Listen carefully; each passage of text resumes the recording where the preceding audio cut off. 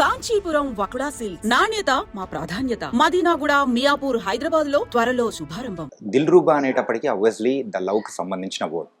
ఇప్పటి వరకు తెలుగులో ఆ వర్డ్ని సాంగ్స్లలో విన్నాము అండ్ మాట్లాడే మాటల్లో విన్నాము. కానీ దీన్నే టైటిల్గా తీసుకోవడానికి గల రీజన్ ఏంటి? పర్టికులర్ రీజన్ అంటే బేసిక్గా దిల్రూబా అంటే అరబిక్లో ఒక అందమైన అమ్మాయి, అంటే అమ్మాయిలకు పెట్టే అందమైన పేరు. ఇట్స్ ఎ పంజాబీ ఇన్స్ట్రుమెంట్ అనమాట. ఆ ఇన్స్ట్రుమెంటేషన్ అంటే ఆ ఇన్స్ట్రుమెంట్ మ్యూజిక్ అది చాలా డిఫరెంట్. ఒక 1960s ఆ టైంలో చాలా పాపులర్ మ్యూజిక్. ఆ సౌండింగ్ అయినప్పుడు దిల్రూబా అన్నప్పుడు ఒక సౌండింగ్ ఉంటుంది. చిరంజీవి గారి సినిమాలో కావచ్చు, పవన్ కళ్యాణ్ గారి సినిమాలో కావచ్చు, లేకపోతే రామ్ చరణ్ గారి సినిమాలో కూడా, ఇది ఆరెంజ్ సినిమాలో. సో అది విన్న ప్రతిసారి భలే అనిపిస్తూ ఉంటుంది. సో అది దాంట్లో కూడా మీనింగ్ ఉంది కదా, అది బాగుంటుంది ఆ ఎమోషన్ అని చెప్పి దాన్ని తీసుకున్నాం అంతే. So that to love subject we are dealing నా. సో దానికి కరెక్ట్ యాప్ట్ అని చెప్పి ఒక ఫీలింగ్. నేను కరెక్ట్ గారు కూర్చొని డిస్కస్ చేసుకున్నప్పుడు కూడా లేదు దిల్రూబా బాగుంది, దానికి వెళ్ళిపోతాం. భాస్కర్ భట్ల గారు కూడా డిస్కస్ చేసినప్పుడు దిల్రూబాతో వెళ్ళిపోతే చాలా అదిరిపోద్ది అని చెప్పాడు ఆయన. సో ఆ పాజిటివ్ సైన్స్ అనేది కూడా అందరికీ దగ్గర నుంచి, అందరి దగ్గర నుంచి కలెక్టివ్ గా వచ్చింది. Okay, obviously. ఇప్పటి వరకు లవ్లో ఎప్పుడైనా కానీ అమ్మాయి మోసం చేసి వెళ్ళిపోవడము, అబ్బాయి మోసం చేసి వెళ్ళిపోవడము, ఇలాంటివి మనం చూస్తూ ఉంటాము. ఆ తర్వాత ఇంకొక అమ్మాయిని వెతుక్కోవడం. కానీ ఇక్కడ మాత్రం యూఆర్ టేకింగ్ విత్ అనే న్యూ పాయింట్, ఒక థర్డ్ డైమెన్షనల్ అనేది కూడా ఈ స్టోరీలో ఓపెన్ చేస్తున్నారు అంటున్నారు. సో వాట్స్ దట్, ఏంటది? అంటే ఎనీ రిలేషన్షిప్, ఏ రిలేషన్షిప్లో అయినా ఇప్పుడు పరిచయం తర్వాత స్నేహం, ఆ తర్వాత ఫ్రెండ్స్ అయితే బాయ్స్ ఎవరైనా ఫ్రెండ్షిప్ అయితే కొంచెం ఎదరికి వెళ్తూ ఉంటుంది. అదే అమ్మాయితో అయితే ఒక లవ్లో పడతాం, ఫ్రెండ్షిప్ కాకపోతే. ఆ లవ్లో పడిన తర్వాత ఏమవుతుందంటే ఒక డిస్టర్బెన్సెస్ స్టార్ట్ అవుతాయి. ఎక్కడో చోట పాయింట్ ఆఫ్ టైంలో బ్రేకప్ అనేది జరుగుతూ ఉంటుంది. దాని తర్వాత ఏమవుతుందంటే మాట్లాడుకోరో లేకపోతే దూరం వెళ్ళిపోతారు. బికాస్ ఒకళ్ళు తప్పని ఒకళ్ళు, ఇంకొకళ్ళు తప్పని ఇంకొకళ్ళు, అలా ఆ బిలీవ్ వెళ్ళిపోతారు. కానీ ఈ జర్నీని మర్చిపోతారు. స్టార్ట్ అయిన ఈ జర్నీని తర్వాత ఎండ్ వరకు వచ్చే వరకు జరిగే ఒక జర్నీని మర్చిపోతారు. మర్చిపోయిన మనకు గుర్తు వస్తూనే ఉంటుంది, ఈ అమ్మాయి ఎలా ఉంది అని చెప్పి మనం అనుకుంటాం. ఆడు ఏం చేస్తున్నాడు అని వాళ్ళు అనుకుంటారు. ఎక్కడో ఇన్స్టాలోనే స్క్రోల్ చేసి చూసుకుంటారు, ఓకే ఇది బాగానే ఉన్నాడు. ఎందుకు అలా ఒక టెక్స్టే చేయొచ్చు కదా, ఎలా ఉన్నారు వాళ్ళు కూడా అలా తప్పలేదు. అంటే తెలుసుకోవడంలో తప్పలేదు అండి. వాళ్ళతో ఉన్న మన ప్రయాణానికి ఒక విలువ ఇవ్వాలి కదా అంటారు. అది అలా విలువ ఇచ్చి ఒక ఎక్స్ గర్ల్ ఫ్రెండ్ వచ్చి సెట్ చేస్తే ఎలా ఉంటుంది అనేది ఒక ఐడియా నుంచి పుట్టింది. అంటే ఇది ఎక్స్ గర్ల్ ఫ్రెండ్ వచ్చి సో ప్రెసెంట్ డిస్టర్బైన్ లవ్ ని సెట్ చేయడం. యూజువల్గా ఇలాంటివన్నీ సినిమాల్లోనే చూడొచ్చు. రియల్ లైఫ్లో ఎప్పుడైనా ఇట్లాంటివి చూసారా? అలా లేదు. అంటే రియల్ లైఫ్లో కూడా రెండు రకాలు బ్రో. ఇక్కడ రియల్ లైఫ్లో ఉండవు కాబట్టి చూడండి అని చెప్పడం ఒకటి, అట్లీస్ట్ ఇలా ఉండండి అని చెప్పడం ఒకటి. ఓకే, రెండోది పాయింట్ అనుకుంటున్నాను. ఇలా ఉండదు రియల్ లైఫ్లో, మీరు సో సినిమాలో చూపిస్తున్నామన్నా అది బాగానే ఉంది చెప్పడానికి. లేదు మీరు ఇలా ఉండడానికి ట్రై చేయండి అని చెప్పినా బాగానే ఉంటుంది. So both are fine. And as a story రైటర్గా ఒక మూవీ తీసుకొని వచ్చారంటే కొన్ని సొంత అనుభవాలు అనేది కూడా పక్కా ఉంటాయి. ఆ సొంత అనుభవాలు మరి ఈ స్టోరీలో మీ అనుభవాలు ఏమైనా ఉన్నాయా? ఉన్నాయి బ్రో. అంటే కొన్ని, అంటే ఎవ్రీ వన్ లైఫ్, నేను ఆల్వేస్, అంటే నాకు టీజర్ దగ్గర నుంచి క్వశ్చన్ స్టార్ట్ అయింది. నేను ఎప్పుడూ అదే చెప్తున్నాను. ఎక్స్పీరియన్స్ అంటే మన బట్టి, అంటే మన లైఫ్లో జరిగిందే కాదు. ఇప్పుడు ఒక ఫ్యామిలీ అనేది ఒక ఫ్యామిలీ దగ్గర ఆగిపోతుంది. అమ్మ నాన్న, మనం సొసైటీలోకి వచ్చే కొద్దీ కూడా, అంటే ఫార్వర్డ్ అవుతున్న కొద్దీ, మనం ఎదుగుతున్న కొద్దీ మనకి చాలామంది తగులుతూ ఉంటారు. సో వీళ్ళందరి లైఫ్లోనూ ఒక్కొక్క ఎక్స్పీరియన్స్ ఉంటుంది. ఇది జరిగిందిరా, ఇది జరిగిందిరా, ఇది జరిగింది. కలెక్టివ్గా తీసుకున్నప్పుడే అది ఫామ్ అవుద్ది యాక్చువల్లీ. ఓకే. సో పర్సనల్గా బ్రేకప్ లేకుండా ఎందుకు ఉంటుంది?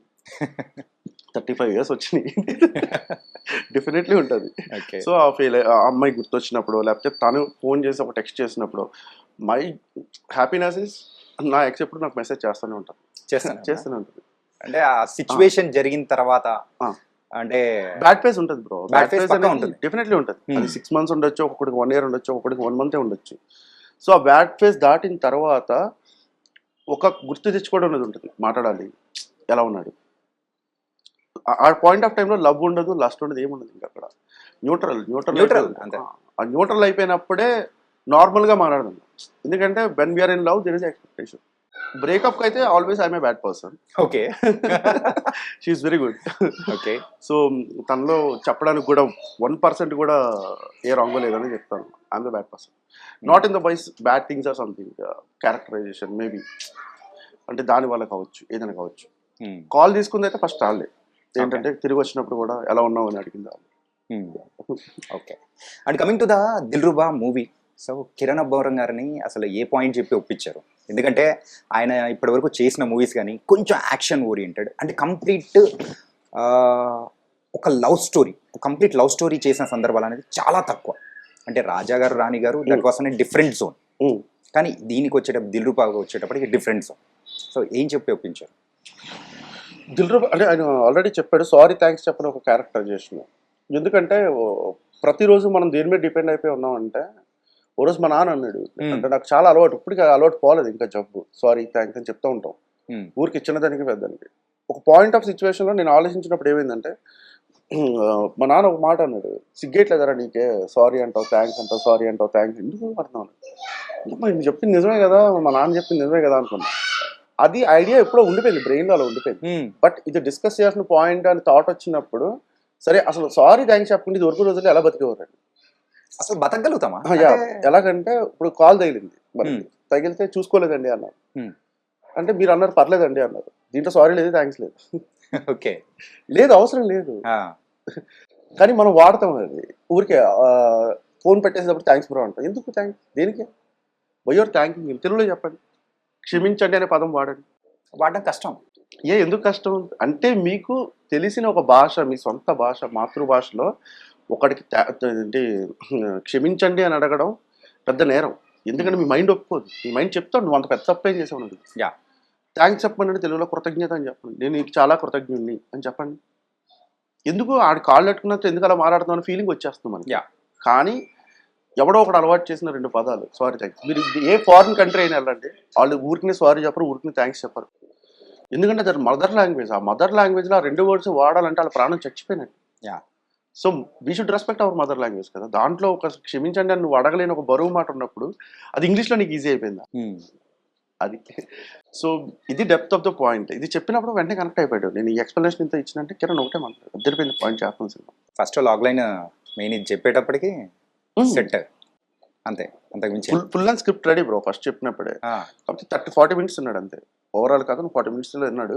40 మినిట్స్ తర్వాత ఆపాను, చేస్తున్నాను నేను సినిమా అంతే. తను చాలా ఎగ్జైట్ అయ్యాడు ఆ టైం కిరణ్ గారు. కానీ రీసెంట్ టైమ్స్లో మన తెలుగు ఇండస్ట్రీలోనే కాదు, టోటల్గా మన ఇండియన్ సినిమా ఇండస్ట్రీ మీద కేవలం ఒక క్యారెక్టరైజేషన్ చుట్టూ తిరిగే స్టోరీస్ ఏదైనా తీసుకున్నామంటే అది జాగ్రత్తగా డీల్ చేస్తే సక్సెస్ రేట్ అనేది కూడా ఎక్కువగా. ఈవెన్ మనం అనిమల్ చూసుకున్నా కానీ వేరే మూవీస్ ఏదైనా క్యారెక్టర్ డ్రివెన్ మూవీస్ ఇలా తీసుకుంటే ఆ కోవకే ఇది వచ్చేస్తుందంటారా? అలా ఏం లేదండి. ఇప్పుడు క్యారెక్టరైజేషన్ మీద కరెక్ట్గా సినిమా రాయడం మొదలు పెట్టిందంటే పూరి గారు. ఈడియట్ సినిమా కావచ్చు, మనం బద్రి, అసలు అలాంటి క్యారెక్టరైజేషన్స్ మరి they are the inspiration and they are influencing always. But the thing is that always మీరు చెప్పినట్టే ఏంటంటే ఆ థ్రెడ్ మీద నడుస్తూ వెళ్ళే కథ, ఎందుకంటే ఆ క్యారెక్టర్ మీద బేస్ అయ్యే కథ నడుస్తూ ఉంటుంది. సో చాలా జాగ్రత్తగా డీల్ చేయాలి. అంటే ఆ ప్రెమైజ్ని క్రియేట్ చేయడం కానీ, ఆ మజిల్ క్రియేట్ చేయడం కానీ చాలా ప్రాపర్గా జరగాలి. తక్కువ లిమిటెడ్ క్యారెక్టర్స్ ఉంటాయి. When we go with the characterisation based film, చుట్టూరు జరిగే కథ మొత్తం 5 క్యారెక్టర్లు 6 క్యారెక్టర్ల మధ్య జరుగుతూ ఉంటుంది. సో కంపారిజన్ వచ్చి యానిమల్ సినిమాలో ఉంటుందా, డెఫినెట్లీ సందీప్ రెడ్డి వంగ గారు అలా ఆ కైండ్ ఆఫ్ సినిమా అయితే కాదు. అంటే అంత రస్టిక్గా అయితే కాదు, నేను చెప్తాను. అంత రస్టిక్గా అయితే కాదు. సో కాస్త పువ్వుల్ని అమ్మాయిని అయితే కూడా బాగానే చూపించారు. లేదు, లవ్ సబ్జెక్ట్ యాక్చువల్లీ. అంటే హీరో క్యారెక్టరైజేషన్ బేస్డ్ ఆడికి యాంగర్ మేనేజ్మెంట్ ఏం లేదు బ్రో. వాడికి కోపం అనేది సిచ్యువేషన్ బట్టి వస్తుంది. ఓకే, సో ఆ సిచ్యువేషన్ వల్లే ఆడికి కోపం వస్తుంది తప్పించి వాడికి యాంగర్ మేనేజ్మెంట్ ప్రాబ్లమ్స్ ఏంటో. ఓకే, అంటే ఆయన క్యారెక్టర్స్ యూనిక్ ఉంటాయి యాక్చువల్లీ. సందీప్ రెడ్డి గారు అంటే యానిమల్ వి కెనట్ ఎక్స్పెక్ట్ అనమాట, అసలు ఊహించలేదు సినిమాకి వెళ్ళే వరకు కూడా. ఓకే, సో ఇదైతే కంప్లీట్ ఇట్స్ నాట్ అనే క్యారెక్టర్ డ్రివెన్ మూవీ అనుకోవచ్చా? It's character driven movie. వాడి క్యారెక్టర్ మీద సినిమా అంతా నడుస్తూ ఉంటుంది. Not that kind of story అంటున్నాను. యానిమల్ కానీ లేకపోతే అర్జున్ రెడ్డి కానీ ఆ కైండ్ ఆఫ్ స్టోరీ కాదు. అండ్ మీ యొక్క స్టోరీ కానీ అంటే యూజువల్గా చెప్తున్న విధానం, ఆ ట్రైలర్ టీజర్ దాని నుంచి ఒక్కసారి అబ్జర్వ్ చేసుకుంటే ఎందుకో కొంచెం పూరి గారి షేడ్స్ అండ్ సందీప్ గారి షేడ్స్ కొంచెం కనిపిస్తున్నాడు. సో వాట్ యు సే దీని గురించి? మీరు ఆల్రెడీ ప్రెస్ మీట్ లో కూడా గట్టిగా అడిగారు కదా. చాలా గట్టిగా అడిగారు. బేసిక్గా ఏంటంటే పొద్దున్న ప్రెస్ మీట్ లో కూడా చెప్పొచ్చాను అదే. ఇప్పుడు సినిమా అనేది ఈరోజు స్టార్ట్ అయింది ఇంకా. మనం రామారావు గారి దగ్గర నుంచి ఇప్పుడు వచ్చిన జూనియర్ ఎన్టీఆర్ గారి వరకు అందరినీ మనం చూసుకుంటూనే వస్తాం మన ప్రయాణంలో. కొన్ని 100 సినిమాలు చూసుంటాం మనం. సో సినిమాకి మన సందీప్ రెడ్డి వంగ గారు చెప్పినట్టు మాకు ఏ ఇన్స్టిట్యూట్ అక్కర్లేదు, ఎందుకంటే మనకి ఏ ఇన్స్టిట్యూట్ ఉండదు. మనం సినిమాలు చూసే సినిమాని చేయడం నేర్చుకున్నాం అంతే. స్క్రీన్ ప్లే రాయడం అక్కడే నేర్చుకున్నాం. అదే మనకి రిఫరెన్స్, అదే మనకి గురువు. సో ఈ ప్రాసెస్లో పూరి గారి సినిమాలు చాలా చూసుంటారు, తర్వాత సందీప్ గారి సినిమాలు చూసుంటారు, తర్వాత త్రివిక్రమ్ గారి సినిమాలు చూస్తుంటాను, అంటే రీసెంట్ టైంలో చెప్తున్నాను. జంజాల్ గారి దగ్గర నుంచి మొదలు పెడితే రైటింగ్ విషయంలో చాలా మందిని మనం ప్రేరణ తీసుకుంటాం. ఇది కాకుండా బుక్స్ ఉన్నాయి. పూరి గారు చదివిన చలం పుస్తకాలు అయ్యి ఉండొచ్చు, అంటే ఎగ్జాంపుల్. త్రివిక్రమ్ గారు చదివిన ఎద్దునపడి సులోచన అనే పుస్తకాలు కావచ్చు, అంటే చాలా వేల పుస్తకాలు చదివి ఉండొచ్చు. వీటిల్లోంచి మనం కూడా ఇండస్ట్రీకి వచ్చినప్పుడు మనం కూడా అదేగా చేస్తాం. సో వాళ్ళ సినిమాకి వెళ్తాం, పొద్దున్న టికెట్ కొనుక్కుని వెళ్తాం. సర్వ సత్యమూర్తి రిలీజ్ అయింది, వెళ్తాం, చూస్తాం. నాన్న గురించి ఒక విలువైన మాట చెప్పాడు, అది ఎక్కడో స్ట్రైకింగ్ గా ఉంటుంది, మనం కూడా ఇలా రాయాలరా అనిపిస్తుంది. అమ్మ నాన్న తమిళమ్మకి వెళ్తాం, అక్కడ ఏదో సినిమా అదే చూసుంటాం. ఇవన్నీ ఏంటంటే వాళ్ళు they are inspiring us positively. ఎందుకంటే రైటింగ్ లో ఒక స్టైల్ క్రియేట్ చేశారు, ఒక బ్రేక్ క్రియేట్ చేశారు.